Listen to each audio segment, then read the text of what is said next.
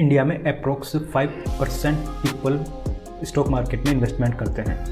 मतलब मोस्टली लोगों को तो पता नहीं है कि इन्वेस्टमेंट कैसे करते हैं, शेयर मार्केट क्या होता है, ट्रेडिंग क्या होती है, स्टॉक क्या होते हैं, आईपीओ क्या होता है, ईटीएफ क्या होते हैं, एसआईपी क्या होता है, म्यूचुअल फंड है वो क्या होते हैं, कुछ पता नहीं है। तो कैसे, अगर आप बिगनर हो या आप स्टॉक मार्केट के बारे में कुछ नहीं जानते हो, तो क्या कर सकते हैं हम, कैसे जो सैलरी है उसको ग्रो कर सकते हैं, अपने मनी को कैसे ग्रो कर सकते हैं, अपने पैसे को कैसे ग्रो कर सकते हैं। तो देखिए, जो आपकी सैलरी है उसका कितना % आप ग्रो करना चाहते हैं वो आप पर डिपेंड करता है। लेकिन आप अगर सिर्फ इनकम अगर जनरेट नहीं कर रहे हो तो आपका पैसे कमाने का कोई मतलब नहीं है। पैसे कमाने से ज़्यादा ज़रूरी है कि आप अपनी पैसिव इनकम जनरेट कर पा रहे हो या नहीं। तो उसके लिए आप क्या कर सकते हो, आप स्टॉक मार्केट में इन्वेस्टमेंट कर सकते हो। कैसे इन्वेस्टमेंट कर सकता हूँ, मुझे तो कुछ नहीं आता। अगर आपकी जगह मैं होता तो ये सोचता कि मुझे कुछ नहीं आता, मैं कैसे मैं स्टॉक मार्केट स्टार्ट कर सकता हूँ या कैसे उसमें पहला कदम रख सकता हूँ, कैसे मुझे ज़्यादा कुछ दिमाग ना लगा कर मैं अपने पैसे को ईजिली तरीके से मैं उसमें इन्वेस्ट कर सकता हूँ जहाँ से मेरा पैसा डूबे भी ना और अच्छा ग्रो करता रहे और मुझे जो ईयरली है या मुझे लॉन्ग टर्म में अच्छी रिटर्न मिल जाए। मैं ऐसा ही सोचता। और अगर आप भी ऐसा ही सोचते हैं तो ये वीडियो सिर्फ आपके लिए है। आपको क्या करना है, सबसे पहले तो आपको डीमैट अकाउंट खोलना है। ब्रोकर कोई सा भी हो, कोई सा भी चलेगा, लेकिन आपको सबसे पहले डीमैट अकाउंट खोलना है। अगर आप थोड़ा सा टेक्निकल एनालिसिस पर विश्वास करते हैं तो आपके लिए एंजल वन ब्रोकर है वो ठीक रहेगा। तो एंजल वन का लिंक डिस्क्रिप्शन में दे रखा है, आप वहाँ जाकर फ्री में डीमैट अकाउंट खोल सकते हैं। साथ में आप वहाँ से उस डीमैट अकाउंट से ट्रेडिंग भी कर सकते हैं। अगर आप थोड़ा एडवांस स्टॉक मार्केट में करना चाहते हैं तो ट्रेडिंग कर सकते हैं, इंट्राडे कर सकते हैं, डिलीवरी कर सकते हैं, स्टॉक में इन्वेस्टमेंट कर सकते हैं। और अगर एक्स्ट्रा या ऑर्डिनरी कुछ नहीं करना चाहते तो आप सिंपली इन्वेस्टमेंट करना चाहते हैं लॉन्ग टर्म के लिए तो आप उसमें ETF कर सकते हैं। तो मैं बिगनर होता तो मुझे कुछ नहीं पता होता तो मैं क्या करता, मैं इन्वेस्टमेंट करता लॉन्ग टर्म के लिए। मैं सोचता कि मुझे जो ये पैसा है ये ग्रो करता रहे, पैसे से पैसा बनता रहे, पैसे से मैं थोड़ी मेरे फ्यूचर के बारे में बहुत इन्वेस्टमेंट कर देता, या मैं सोचता कि ये अपने फ्यूचर के लिए सेफ रहेगा और बाद में मुझे अच्छा रिटर्न देगा, इसके साथ मैं एग्जिट हो जाऊँगा। तो मैं ऐसा सोचता। तो देखते हैं कि क्या क्या पॉसिबिलिटीज़ है, मैं कहाँ पर इन्वेस्टमेंट कर सकता हूँ, कौन सी जगह मैं इन्वेस्टमेंट करूँ जिससे मुझे रिस्क मिनिमम और प्रॉफिट मैक्सिमम हो सके। प्रॉफिट मतलब मैक्सिमम हो सके और रिस्क है वो बिल्कुल मिनिमम रहे, कि मुझे मतलब ज़्यादा दिमाग ना लगाना पड़े कि मुझे लॉस होगा या मैं मार्केट में इन्वेस्टमेंट कर रहा हूँ वो इन्वेस्टमेंट या जो कैपिटल है वो भी प्रॉपर मिलेगी या नहीं, ऐसा कुछ नहीं वो करना पड़ेगा। और अगर आप इन्वेस्टमेंट करना चाहते हैं तो आप ये सोचते हैं, सबसे पहले तो ये सोच होती है आपकी कि अगर मैं लॉन्ग टर्म के लिए इन्वेस्टमेंट तो कर रहा हूँ तो मैं उस पैसे को मैं तो ये सोच के चलता हूँ कि मुझे कब मिलेगा। तो अगर आप इन्वेस्टमेंट करते हैं ETF में तो आप इन्वेस्टमेंट के 10 दिन बाद में भी आप उस पैसे को निकाल सकते हैं। आप जो भी इन्वेस्टमेंट करिए वो पूरा का पूरा पैसा, चार्जेस वगैरह थोड़े से कटेंगे, वो कट जाएंगे, और जो एग्जिट लॉट वगैरह है, एक्सपेंस रेशो है वो कट जाएंगे। उसके बाद में जो पैसा मिलेगा आपको वो आप 10 दिन बाद में भी निकाल सकते हैं। मतलब आपका पैसा बिल्कुल पूरी तरह से सेफ रहेगा और आप उसमें इन्वेस्टमेंट कर सकते हैं, आप थोड़ा भरोसा कर सकते हैं, फिर उसके साथ आप इन्वेस्टमेंट कर सकते हैं। किसमें? ETF में। तो आज हम जानेंगे कि ETF होती क्या है, ETF में कैसे इन्वेस्टमेंट करें क्या। तो मैं आज आपके लिए एक बहुत ही अच्छा इंडिकेटर के साथ या इंडिकेशंस के साथ मैं आपको एक सिंपल स्ट्रेटजी या सिंपल सेटअप बताऊंगा जिससे आप इन्वेस्टमेंट कर सकते हो, अपने पैसे को ग्रो कर सकते हो और कब कब आप मंथली SIP से बेटर रहेगा, SIP से अच्छा रिटर्न मिल जाएगा आपको और उससे अच्छे तरीके से आप इन्वेस्टमेंट कर सकते हो। किसमें? ETF में। तो चलो देखते हैं हम अपने जो डीमैट अकाउंट उसमें चलते हैं। सबसे पहले जरूरी क्या है आपको इन्वेस्टमेंट करने के लिए? ब्रोकर अकाउंट या डीमैट अकाउंट। तो डीमैट अकाउंट खोलेंगे, फिर उसके बाद में अपना जो भी इन्वेस्टमेंट करना है उसको आगे कैरी ऑन करते हैं कि कैसे मैं इन्वेस्टमेंट कर सकता हूँ। ठीक है, ये हो गया अपने पास एंजल वन का मेन पेज। अब इसमें थोड़ा सा स्क्रॉल डाउन करेंगे तो ETF का सेक्शन आएगा। आपको ETF के सेक्शन पर सिंपली आपको क्लिक करना है। ETF के सेक्शन पर आपको सिंपली क्लिक करना है। क्लिक करने के बाद में आप ETF होता क्या है, मतलब ETF की फुल फॉर्म होती है एक्सचेंज ट्रेडेड फंड। तो इसमें क्या करना है कि इसमें कैटेगरीज होती हैं, जैसे इंडेक्स हुआ, गोल्ड हुआ, सेक्टर हुआ, डेप्ट हुआ या ग्लोबल हुआ और अदर्स पे होते हैं। बट आपको कौन से में करना है, क्यों करना है, रीज़न के साथ मैं थोड़ी सी इन्फॉर्मेशन दे देता हूँ कि अगर आप इंडेक्स में करना चाहते हैं तो इंडेक्स में कौन कौन सी, जो एग्जांपल सेंसेक्स हुआ, निफ्टी हुई, ये होते हैं इंडेक्स में, इंडेक्सेस होते हैं सिंपली। और अगर आप गोल्ड में करना चाहते हैं तो गोल्ड है, और अगर सेक्टर में करना चाहते हैं तो जो गवर्नमेंट सेक्टर है या प्राइवेट सेक्टर है वो आ गए। और आप डेब्ट में भी कर सकते हो या फिर आप ग्लोबल में भी कर सकते हो, जिसमें जो अपने जो विदेशी कंपनियां हैं वो शामिल हैं। तो आप इनमें से कोई सा भी एक चूज़ करके आप कर सकते हो। अगर मैं सजेस्ट करना चाहूँ तो मैं ये मानता हूँ कि गोल्ड हाई पर है इस टाइम में, तो गोल्ड लो पर भी आ सकता है। तो अगर आप इन्वेस्ट गोल्ड में करते हो तो पॉसिबिलिटी है कि वो और भी हाई जाए, बट अगर लो पर आ गया तो प्रॉब्लम ये होगी कि आपका जो पोर्टफोलियो है वो रेड कलर में दिखेगा या आपको लॉस थोड़ा सा हो सकता है। बट मैं इसको सजेस्ट नहीं करना चाहता। मैं सिंपली जब आप इन्वेस्टमेंट करना चाहते हैं तो रिटर्न के बारे में थोड़ा सा बात कर लेते हैं कि रिटर्न लगभग मुझे कितना मिलेगा। तो अगर आप इंडेक्स में ETF करोगे तो इंडेक्स में नियरली 11 या 12% के समथिंग मिनिमम रिटर्न मिलता है, और इससे मैक्सिमम भी हो सकता है, और आप मैक्सिमाइज़ भी कर सकते हो उसको स्मार्ट वे से। थोड़ा सा दिमाग लगाकर इसको मैक्सिमाइज़ कर सकते हो, इसको जो प्रॉफिट है उसको मतलब थोड़ा सा एक्स्ट्रा बढ़ा सकते हो, ठीक है। अब अगर गोल्ड में देखें तो गोल्ड में लास्ट टाइम या लास्ट ईयर कितना मिला है प्रॉफिट, उसको थोड़ा सा एनालाइज कर लेते हैं। फिर उसके बाद में हम चलेंगे इंडेक्स के जो भी ETF है उसके बारे में चलेंगे कि कहाँ पर मुझे जो ETF करना है, कहाँ कहाँ पर मुझे खरीदना है और मैं कैसे खरीदूँ, क्या इंडिकेटर है, क्या मुझे देखना है मार्केट में कि उसको देखकर मुझे पता लग जाए कि हाँ मुझे अब खरीदना है मार्केट में। क्यों? सिंप्लिसिटी इसलिए चाहिए कि मुझे मार्केट में कुछ नहीं आता, मैं सिर्फ पैसे इन्वेस्टमेंट करना चाहता हूँ। ये सबके लिए हो सकता है क्योंकि मोस्टली लोगों को पता नहीं होता कि शेयर मार्केट होता क्या है, कैसे एंट्री लूँ उसमें, कैसे मतलब मैं एंटर करूँ, पहला कदम रखूँ, तो उसको उनको पता नहीं होता ना। इसलिए एक सिंपल वे से चलते हैं। चलो ठीक है, हम चलते हैं। अब हम थोड़ा सा रिटर्न देख लेते हैं कि लगभग किस में कितना % रिटर्न मिला है। तो पहले तो आते हैं हम इंडेक्स पर। ईयरली रिटर्न का थोड़ा सा हम देख लेते हैं। तो ईयरली रिटर्न लगभग 13.34% के समथिंग आपको इंडेक्स में मैक्सिमम मिल रहा है। फिर उसके नीचे जो 10% के समथिंग आपको ईयरली मिल जाएगा अगर आप इंडेक्सेस में ETF करते हैं। तो अब बात करते हैं गोल्ड की। तो गोल्ड में कितना % रिटर्न मिल रहा है। तो गोल्ड में अगर आप रिटर्न की बात करें तो सिल्वर या गोल्ड की बात करें तो गोल्ड में 79% के समथिंग रिटर्न मिल रहा है। और ये यहाँ पर आप देख सकते हैं 79% रिटर्न गोल्ड में मिल रहा है। फिर गोल्ड में मिल रहा है आपको 79.58% के समथिंग। और अगर आप सिल्वर 20 SBI सिल्वर की बात करते हैं तो सिल्वर में आपको 156.12% रिटर्न मिल रहा है। मतलब आपने पिछले साल अगर 1 लाख रुपये लगाए होते तो अब इस बार आपके 1,50,000 के समथिंग प्रॉफिट एंजॉय कर रहे होते आप। तो ऐसे, और आपकी जो कैपिटल लगाई होती वो अलग है। तो ऐसे आप रिटर्न ले सकते हो, लेकिन ये थोड़ा सा रिस्की हो सकता है क्योंकि ये ऑल टाइम हाई पर है। तो मैं ये प्रेफर नहीं कर सकता क्योंकि ये ऑल टाइम हाई पर है। अगर आप रिस्क लेकर ये करना चाहते हो तो कर सकते हो, आप गोल्ड में ETF कर सकते हो। अब हम देख लेते हैं कि मिनिमम से मिनिमम 78% रिटर्न आपको मिल रहे हैं किसमें, गोल्ड ETF में।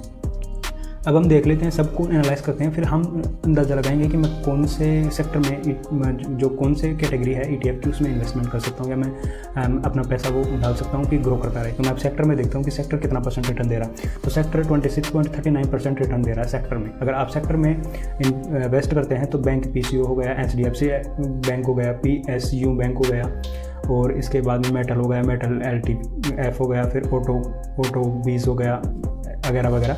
इसमें आप अगर इन्वेस्टमेंट करना चाहते हो तो मैक्सिमम कितने हैं 26.39% और मिनिमम लगभग 20% के समथिंग आपको रिटर्न मिल सकता है। अब आगे देखेंगे हम, ये सिर्फ समझने के पर्पज़ से हैं। फिर उसके बाद में देखेंगे डेप्ट में।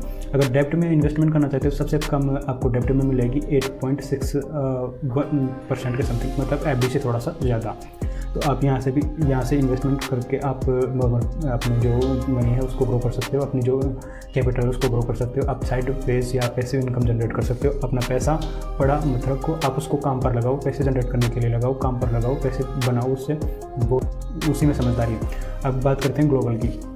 तो ग्लोबल की बात करें तो जो ग्लोबल है उसमें आपको लगभग 42.66% आपको रिटर्न मिल जा रही है ग्लोबल में, 42.66%। फिर उसके बाद में मिनिमम रिटर्न कितनी है 7.39%। मतलब मिनिमम रिटर्न अब तक जो आपने देखे हैं जो ETFs कैटेगरीज, उसमें से मिनिमम रिटर्न 7% है, जो FD के इक्विवेलेंट है। तो 7% भी कोई कम नहीं है। बट अगर आप ये सोच रहे हो कि पैसा डूबेगा, उससे तो अच्छा है कि कुछ तो बन कर निकलेगा। तो ऐसे करके आप ETF करवा सकते हैं, और आप खुद अपने फ़ोन से, अपने ब्रोकर अकाउंट से, अपने जो ब्रोकर अकाउंट है उससे आप ETF है वो कर सकते हैं, वो आप स्टार्टिंग कर सकते हैं और अपने अकॉर्डिंग आप पैसा उसमें डाल सकते हैं। अब दूसरी बात करते हैं अदर्स में। अगर देखना चाहें तो अदर्स है वो है टाटा SLVs हैं जो 158.23% रिटर्न दे रहा है पर ईयर। ये पर ईयर का है, ओनली 1 साल का रिटर्न है। तो आप इसमें सिल्वर में ETF कर सकते हो 157%, और भी अदर जैसे सिल्वर हुआ और सिल्वर 20 हुआ, ये इनमें आप इन्वेस्टमेंट करके आप इतना परसेंट रिटर्न हाईली मैक्सिमम से मैक्सिमम कितना है 156% रिटर्न आप ले सकते हैं अगर आप ETF करते हैं तो। बट ये मैक्सिमम, ये थोड़ा रिस्की हो सकता है, लेकिन आप मिनिमम से मिनिमम मान के चलो कि आप 10% या 11% या 12% तक आप रिटर्न ले सकते हैं पर ईयर। अब हम देखते हैं कि मैं अगर थोड़ा सा एनालाइज़ करूँ या मैं थोड़ा सा सीख रखा हूँ तो मैं आपको सजेस्ट करना चाहूँ कि आप किस में कर सकते हो और वो भी बेटर तरीके से। तो मैं गोल्ड को भी छोड़ देता हूँ क्योंकि ये चीज़ें सब नीचे आ सकती है। अब निफ्टी में इंडेक्स चूज़ करता हूँ तो मैं देख लेता हूँ कि इंडेक्स आपको प्रेफर करूँगा। क्यों करूँगा, क्या रीज़न है कि इंडेक्स ही मैं प्रेफर कर रहा हूँ। गोल्ड भी कर सकता हूँ, सेक्टर भी कर सकता हूँ, डेब्ट भी कर सकता हूँ, ग्लोबल भी कर सकता हूँ और अच्छा रिटर्न तो उनमें मिल रहा है। और अगर 13% रिटर्न आपको इंडेक्स में मिल रहा है तो मैं ये कम परसेंटेज वाला ही प्रेफर क्यों कर रहा हूँ। क्यों, क्योंकि निफ्टी 50 का जो 20 है या निफ्टी 50 का ETF है, निफ्टी की ETF है, अगर मैं उसमें इन्वेस्ट करूँगा तो निफ्टी एक साथ अगर क्रैश भी आता है तो उतना नहीं डाउन जाता, उतना नहीं गिर सकता। क्यों, रीज़न क्या है कि अगर कोई कंपनी है, मोस्टली 5 कंपनियां ऐसी हैं जो निफ्टी 50 को संभाल के रखी है, अगर उनमें से एक कंपनी भी नीचे जाती है तो भी इतना फ़र्क नहीं पड़ेगा उसको। जो निफ्टी 50 बाहर निकाल देगी, दूसरी कंपनी को अपने लिस्टिंग अपने अंदर ले लेगी और जो अच्छा परफॉर्मेंस कर रही है उसको, तो चांसेस है कि निफ्टी 50 कभी ज़्यादा नेगेटिव नहीं जाएगी, आपको अच्छा प्रॉफिट देगी या मिनिमम से मिनिमम 13% का रिटर्न तो आपको मिल ही सकता है। तो इसलिए मैं प्रेफर करता हूँ कि इसको निफ्टी इंडेक्सेस को, निफ्टी 50 या फिर इंडेक्सेस के जो भी ETF है उसको प्रेफर करता हूँ। अब दूसरी चीज़ इंडेक्स ETF है उसको प्रेफर कर लिया, मैंने चूज़ कर लिया कि मुझे इंडेक्स में ही ETF करना है। आगे क्या करना है, इंडेक्स का हो गया, अब आगे मुझे क्या करना है, मैंने जो भी है मैंने क्या देखा, मैंने डीमैट अकाउंट खोला अपना, फिर उसके बाद में जो मेन पेज है उस पर आया, फिर निफ्टी ETF की कैटेगरीज देखी मैंने, फिर ETF की कैटेगरीज में सेलेक्ट किया मैंने इंडेक्सेस, इसमें से कौन सा इंडेक्स लेना है वो आपके अकॉर्डिंग है, कोई सा भी इंडेक्स ले सकते हो, सारे अच्छे परफॉर्मेंस करते हैं। मैं एक सेटअप थोड़ा सा या दूंगा कि आपको कहाँ पर एंट्री लेनी है, मतलब कहाँ पर आपका पैसा इन्वेस्ट करना है। आप नॉर्मल तरीके से SIP कैसे होते हैं कि मंथ के एंड पर या मंथ के जो पहला दिन होता है या 1 तारीख को या 10 तारीख को आपका जो भी अमाउंट है वो आपके अकाउंट में से कट जाएगा और उसकी SIP हो जाएगी, ऑटो पे करके रखते हैं। तो अगर मैं बोलूँ कि आपको ऐसा नहीं करना, आपको क्या करना है, जब भी मार्केट डिप साइड जाए, जब भी मार्केट नेगेटिव में हो तब आपको खरीदना है, वो अपने अकॉर्डिंग है कि अगर आप 5000 जो इन्वेस्ट करना चाहते हैं ETF में तो आप मंथ में 5-6 बार मार्केट डिप होता है तो उसके अकॉर्डिंग आप 1000 या 800-900 के समथिंग आप एक बार में इन्वेस्टमेंट कर दो, एक बार में मार्केट में डाल दो। कब डालनी है, जब भी मार्केट नीचे जाए, जब भी मार्केट डाउन साइड जाए तब डालनी है, और सबसे ज़्यादा डाउन साइड जाए तब सबसे ज़्यादा पैसा डालना है आपको। तो आपको ध्यान रखना है कि कितना मार्केट नेगेटिव साइड में जा रहा है उतना ही आपको पैसा उसमें डालना है। अब वो अपने अकॉर्डिंग चूज़ करके रखना है कि मेरे पास ये अमाउंट है, इसको मैंने मार्केट में इस महीने में इन्वेस्टमेंट करना है, और कब मार्केट नेगेटिव में जा रहा है उसमें जितना मार्केट नेगेटिव जाए उसके अकॉर्डिंग आपको इन्वेस्टमेंट करना है। अब मैं ये क्यों बता रहा हूँ, मैं अभी एक बताऊँगा चार्ट में थोड़ी सी देख लेते हैं, चार्ट में थोड़ा सा एनालाइज करेंगे, उसमें पता लग जाएगा कि हमें जो भी है। मैं निफ्टी 20 ले लेता हूँ, मैं ये हो गया अपने पास निफ्टी 20 का चार्ट हो गया अपने पास, और चार्ट मैंने खोल लिया, ये चार्ट हो गया अपने पास, निफ्टी 20 का चार्ट हो गया।